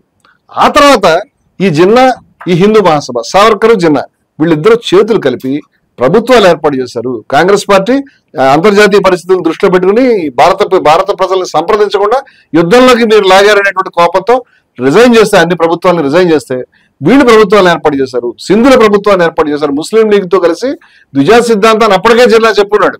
ద్విజా సిద్ధాంతంతో చెప్పినటువంటి ముస్లిం లీగ్తో కలిసి హిందూ మహాసభ, సావర్కర్ ప్రభుత్వాన్ని ఏర్పాటు చేశారు. అలాగే బెంగాల్లో కలిసి ప్రభుత్వాన్ని ఏర్పాటు చేశారు. ఈ ప్రభుత్వంలో ముస్లిం లీగ్ ప్రభుత్వంలో శ్యామప్రసాద్ ముఖర్జీ మంత్రిగా ఉన్నాడు. ఏదో అవకాశాలు పొత్తే కాదు, పాకిస్తాన్ సిద్ధాంతాన్ని మొట్టమొదటి అసెంబ్లీలో ప్రవేశపెట్టినప్పుడు సింధులో జిఎం సయీద్ గారు ఈ హిందూ మహాసభ తటస్థ వైఖరి తీసుకుని మనం వ్యతిరేకించడం అనుకూలంగా ఉండదు అనేటువంటి నీచమైన వైఖరి తీసుకుని పాకిస్తాన్ కాజ్ ముందుకు వెళ్ళడానికి, దేశ విభజన వైపు ఈ దేశంతో అడుగులు పడడానికి వీళ్ళు దోహదం చేస్తారు. దీన్ని దేశద్రోహం కనుక కాకపోతే ఇంకేమన్నారు అని నేను అడుగుతున్నాను. దేశ స్వాతంత్ర పోరాటంలో పాల్గొనలేదు సరి కదా, మతోన్మాదాన్ని పెంచే విధంగా ఉండేటువంటి ఇటువంటి పనులు కూడా వీళ్ళు చేసి ఉన్నారు. ఇది మనం జాతీయవాద శక్తి అనడానికి ఏ మాత్రం కూడా అర్హత లేనటువంటి విషయం అనేది కూడా మనం చెప్పుకోవాలి. ఇక్కడ చిట్ట చివరిగా ఇంకొక పాయింట్ కూడా నేను చెప్దామని అనుకుంటున్నాను. ఇందాక మనం ఒక లింక్ అనుశీలన సమితి గురించి మళ్ళీ ఎగ్జాక్ట్లీ అనుశీలన సమితి అనేది నేను ప్రారంభంలో అడిగినప్పుడు తర్వాత మాట్లాడుకుందామని మీరు అన్నారు. అసలు ఏంటి దానికి సంబంధించి? ఈ అనుశీలన సమితిలో పనిచేసినటువంటి త్రైలోక్యనాథ చక్రవర్తి, యోగేష్ చంద్ర చటర్జీ చాలా పెద్ద లీడర్స్ అండి వీళ్ళు. త్రైలోక్యనాథ్ చక్రవర్తి అయితే సావర్కర్ తో పాటు ఇందాక మనం మాట్లాడుకున్నాం అక్కడ అండమాన్ జైల్లో ఉండి ఉద్యమం చేసినటువంటి మనిషి. ఆయన సావర్కర్ని ఆయన ఉద్యమం చేస్తుంటే వీళ్ళు కలిసి రాలేదు సావర్కర్. ఈ ఇద్దరు సావర్కర్ సోదరులు బ్రిటిష్ వాళ్ళు తొత్తులుగా వ్యవహరించారు మనం మాట్లాడుకున్నాం. వీళ్ళు కూడా ఒకసారి 1939లో 39-40 అనే విషయం మీద వివాదం ఉంది. 39 ఒకళ్ళు 40 ఒకళ్ళు చెప్పారు. హెడ్గేవార్ని కలిశారు.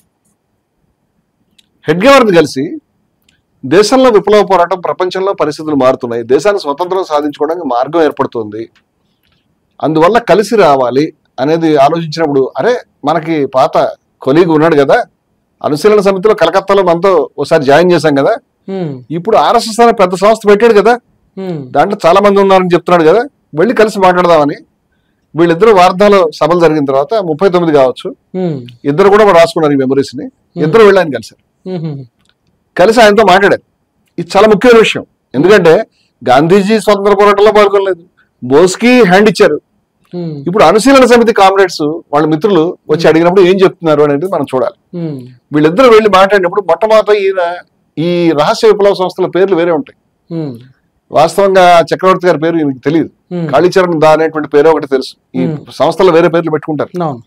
నేను గుర్తుపట్టలేనప్పుడు ఆయన వెళ్ళి కాళీచరణ్ దాన్ని కూడా గుర్తుపట్టాలంటే అప్పుడు హెడ్గేవార్ లేచినప్పుడు గుర్తొచ్చిందని మాట్లాడితే ఏమయ్యా ఆర్ఎస్ఎస్ ఎక్కడ దాకా డెవలప్ అయింది, ఎంతమంది సభ్యులు ఉన్నారు, ఎన్ని శాఖలు ఉన్నారంటే 65,000 మంది ఉన్నారు, 10,000 సంఖ్యలో శాఖలు ఉన్నాయని గొప్పలన్నీ చెప్పాడు.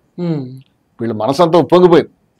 మనవాడు చాలా మంచి పని చేశాడు, ఓ సంస్థను సృష్టించాడు, ఇంతమంది విప్లవకారులు భారత స్వతంత్ర పోరాటంలో పాల్గొంటే అసలు బ్రిటిష్ వాళ్ళు వదిలిపెట్టి పారిపోతారు అని సంతోషం పట్టలేక సావర్కర్ ఏం చెప్పారంటే, మంచి మాట, ఇంకేం కావాలి, కరెక్ట్ గా ఇంటర్నేషనల్ సినారియో కూడా అంతర్జాతీయ పరిస్థితులు అనుకూలంగా ఉన్నాయి, ఇప్పుడు మనం దెబ్బ కొడితే మొత్తం జరిగేదే, విప్లవ సంస్థ నిర్మిస్తున్నామా, రా చేయి కలిపని చెప్పారు. హెడ్గేవార్ ఏం చెప్తాడు? ఇక హెడ్గేవార్ కాదు, హెడ్గేవార్ మనసంతా కూడా ఏముందో మనం చూసాం.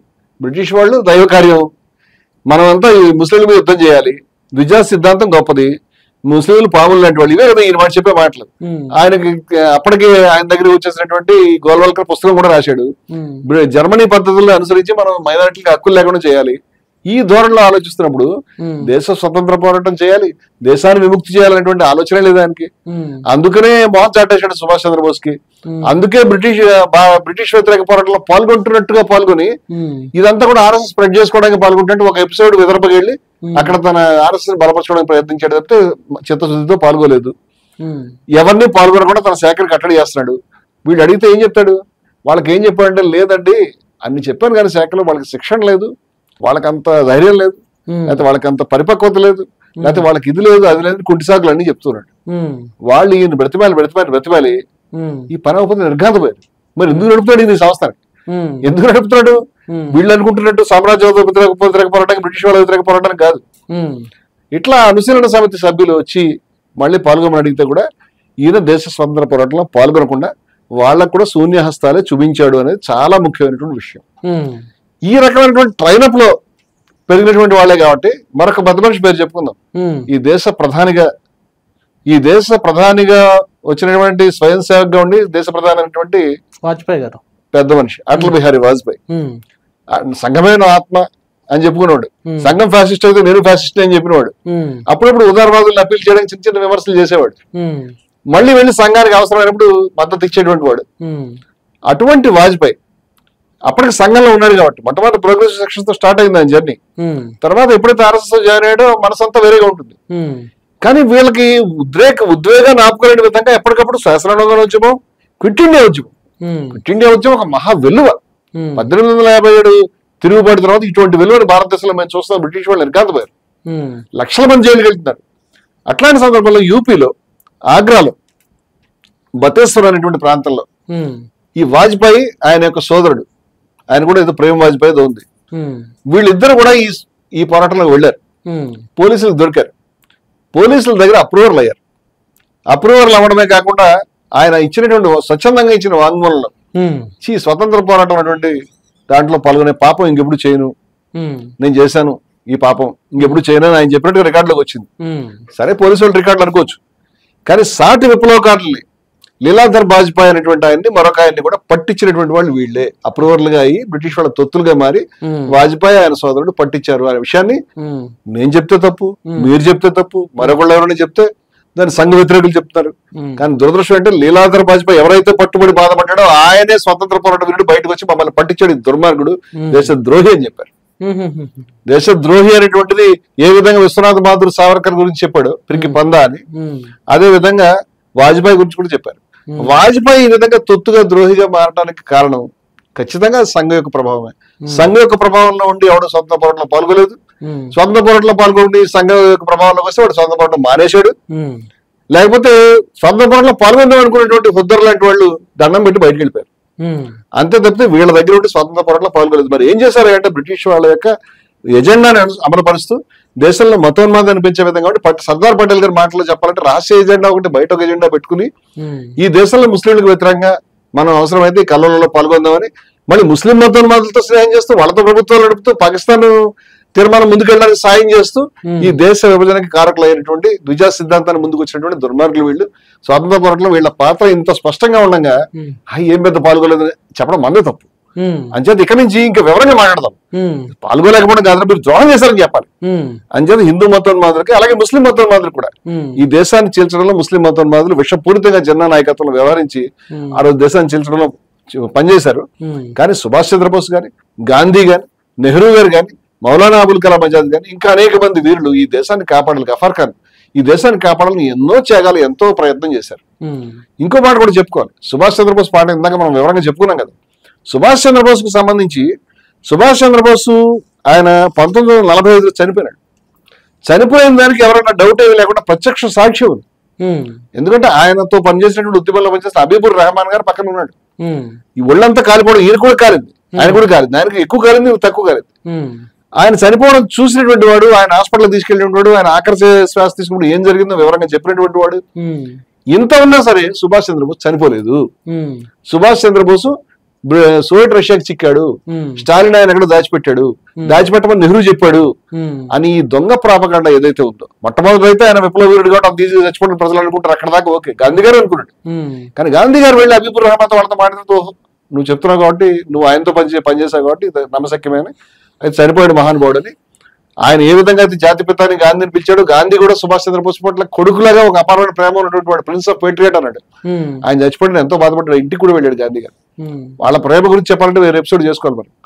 కానీ ఏ రోజు సుభాష్ చంద్రబోస్ సాయం చేయనటువంటి వాళ్ళు, ఆయనకు శూన్యహస్తాలు రక్తహస్తాలు చూపించిన వాళ్ళు, వీళ్ళు మాత్రం ఈ ఎఫెక్టివ్ ఈ క్యాంపెయిన్ నెహ్రూకి వ్యతిరేకంగా, స్టాలిన్ కి వ్యతిరేకంగా, స్టాలిన్ ఏమి గొప్పవాడని నేను చెప్పట్లే కానీ ఈ విషయం చెప్తున్నాను నేను, అలాగే గాంధీకి వ్యతిరేకంగా ఈ క్యాంపెయిన్ ఎస్టాబ్లిష్ చేయడానికి దీని వెనకాల ప్రత్యక్షంగా కాకుండా పరోక్షంగా దీన్ని వర్క్ చేసి ఆయన ఇంకా బతికే ఉన్నాడు, ఆయన అక్కడ చూసాం ఇక్కడ చూసాము అని దాని మీద సినిమాలు తీశారు, యూట్యూబ్ వీడియోలు చేశారు, ప్రసంగాలు చేశారు. ఇప్పటిదాకా ఒక దశలో ఆ కుటుంబాన్ని కూడా కనిపించేశారు. ఇవాళ ఆ కుటుంబం బయటకు వచ్చి అనిత అనేటువంటిది వారి సుభాష్ చంద్రబోస్ యొక్క కుమార్తె. మీరు చూస్తే లాస్ట్ ఇయర్ 23లో 24లో ఆవిడ ప్రకటనలు చేసింది. ఆవిడ ఏమేం చేసిందంటే ఈ బీజేపీ ఆర్ఎస్ఎస్ వాళ్ళు ఆయన యొక్క జయంతులు వర్ధంతులు చేస్తుంటే ఒక విషయం గుర్తుపెట్టుకోండి, ఆయన ఆర్ఎస్ఎస్ కి వ్యతిరేకం. సుభాష్ చంద్రబోస్ ఆవిడ చెప్పింది అది ఈజ్ అగెనెస్ట్ ఆర్ఎస్ఎస్ ఐడియాలజీ. ఆయన ఆలోచనలు, ఆయన సిద్ధాంతాలు కాంగ్రెస్ కి దగ్గర, గాంధీజీకి దగ్గరైనవి, ఇంకా చెప్పాలంటే వామపక్ష భావజాలకు దగ్గరైనవి. అంతేగాని ఆయన ఆలోచనలు ఏ రోజు కూడా మతతత్వానికి వ్యతిరేకమైనవి, ముస్లిం లీగ్ వ్యతిరేకం, మీ సంస్థకు వ్యతిరేకం స్పష్టంగా చెప్పింది. నేను చెప్తున్నాను సాధికారం, నాకు తెలిసిన విషయం అని చెప్పింది. అదే కాకుండా ఇప్పుడు కుటుంబం అదృష్టవశాత్తు బయటకు వచ్చి జపాన్ లో రెంకోజీ ఆలయంలో అస్థికలు ఉన్నాయి, దాన్ని దయ ఉంచి వెనక్కి తీసుకొచ్చి ఆ వీరుడికి ఇంతకాలం ఆయన చనిపోయిన తర్వాత 1945 చచ్చిన మనిషిని, చనిపోయిన వ్యక్తిని 45 నుంచి 2025 దాకా కనీసం ఆ యొక్క అస్థికలు వెనక్కి తేలేదు. ఇంతకాలం ప్రాపగాండ చేసిన వాళ్ళు 10 సంవత్సరాలు మోడీ అధికారంలో ఉన్నా అంతకంటే భిన్నంగా ప్రూవ్ చేసింది ఏమీ లేదు. ఇవాళ సోవియట్ రష్యా లేదు, కమ్యూనిస్టులు లేరు, స్టాలిన్ లేడు, నెహ్రూ లేడు. నువ్వు కావాలంటే పరిశీలించుకోవచ్చు, నువ్వే ప్రభుత్వంలో ఉన్నావు, 10 ఏళ్ళు దాటిపోయింది, నువ్వు ఏ ఎవిడెన్స్ చూపించలేదు. అల్టిమేట్ గా చిట్ట చివరికి దేశంలో ఒక ఏకాభిప్రాయం వచ్చింది. జపాన్ లో కూడా కొత్తగా డాక్యుమెంట్స్ బయటకు వచ్చినాయి. సుభాష్ చంద్రబోస్ చనిపోవడం వాస్తవం, ఆ రోజు విమాన ప్రమాదంలో మరణించడం వాస్తవం, ప్రత్యక్ష సాక్ష్యం ఉంది, పరోక్ష సాక్ష్యాలు ఉన్నాయి. ఆయన యొక్క అస్థికల్ని మీరు తీసుకొచ్చి డిఎన్ఏ టెస్ట్ చేయించండి వాళ్ళ కూతురు చెప్పింది. నేనున్నాను కదా ఆయన కూతుర్ని, మీరు డిఎన్ఏ టెస్ట్ చేయించండి, నేను కోఆపరేట్ చేస్తానని చెప్పింది. అస్థికలు వెనక్కి తీసుకొచ్చి ఆ మహనీయుడికి గౌరవాన్ని కల్పించడానికి కుటుంబం చెప్పినా పట్టించుకునేటువంటి ప్రభుత్వం ఇది. ఎందుకంటే ప్రాపకాండ మీద, అబద్ధాల మీద తప్పితే నిజాల మీద ఆధారపడినటువంటి వ్యవస్థ ఇది. వీళ్ళు సుభాష్ చంద్రబోస్ పేరు దయించి తీయొద్దని చెప్తున్నాను నేను. ఆర్ఎస్ఎస్ కి నేను చేసే అప్పీల్ ఏమిటంటే, ఆర్ఎస్ కి అప్పీల్ చేస్తాను, మీరు నిజాలు మాట్లాడండి. మీరు స్వాతంత్ర పోరాటంలో స్వాతంత్రోద్యమంలో ఆర్ఎస్ఎస్ పుస్తకాలు వేసుకోవడం ఎందుకు? పాల్గొలేదు చెప్పండి. చాలా సంస్థలు పాల్గొలేదు. రామకృష్ణ మిషన్ పాల్గొలేదండి, శంకరపేటలు పాల్గొలేదండి, మరి ఎవరో పాల్గొలేదండి. అంటే వాళ్ళు మీరు చేసిన నీచమైన పనులు చేయలే, వాళ్ళు హిట్లర్ని ఆరాధించలేదు, వాళ్ళు ద్విజా సిద్ధాంతం చెప్పలే. కానీ మీరు లేని స్వాతంత్ర పోరాటంలో మేము ఉన్నామని చెప్పడం, ఉన్నటువంటి గాంధీజీని దుర్మార్గుడిని బయట ప్రచారం చేయటం, మీరు ఈ దుర్మార్గమైన ప్రచారాలను ఆపండి, మానుకోండి అని చెప్తున్నాను. యువతరానికి విజ్ఞప్తి చేస్తున్నా, యువకులకు విజ్ఞప్తి చేస్తున్నా. అసత్యాలను సత్యాలను మీరు వేరు చేసి చూడండి. మీరు చెప్తున్న ప్రతి విషయాన్ని నమ్మకండి. వీళ్ళు జాతీయవాద శక్తులు కాదు, జాతి వ్యతిరేక శక్తులు, జాతికి ద్రోహం, స్వతంత్ర పోరాటానికి ద్రోహం చేసిన శక్తులు అనే విషయాన్ని గమనించమని నేను చెప్తున్నాను. Thank you very much Ramanamurthy గారు. ప్రజలారా విన్నారు కదా, చాలా సందర్భాల్లో మేమే జాతీయవాదులం అని చెప్పేసి ఒక వర్గం ప్రచారం చేసుకుంటుంటే, కాదు అసలు వీళ్ళకి చారణ చరిత్ర లేదని చెప్పేసి ఇంకో వర్గం చెప్తుంటే, వాళ్లకు చరిత్ర స్వాతంత్రోద్యమంలో ఉంది, కానీ ఆ చరిత్ర ఏదంటే బ్రిటిష్ వారికి అనుకూలమైన చరిత్ర, దేశానికి ద్రోహం చేసిన చరిత్ర అని చెప్పేసి అనేకమైన ఇన్సిడెంట్లు, పుస్తకాల రిఫరెన్స్తో పాటు విజయ విహారం రమణమూర్తి గారు చెప్పారు. మరి ఆయన చెప్పిన అంశాల్లో వాస్తవాలే అనిపించిందా? ఆయన కోట్ చేసిన పుస్తకాలను మీరు కూడా మళ్ళీ తిరిగి ఒకసారి చదవండి, మీ కామెంట్ రాయండి, మీ డౌట్లు రాయండి. తప్పకుండా మీ కామెంట్లతోటి, డౌట్లతో ఒక ఎపిసోడ్ కూడా చేసే ప్రయత్నం చేస్తాం. Thank you very much. చూస్తూనే ఉండండి ATTN.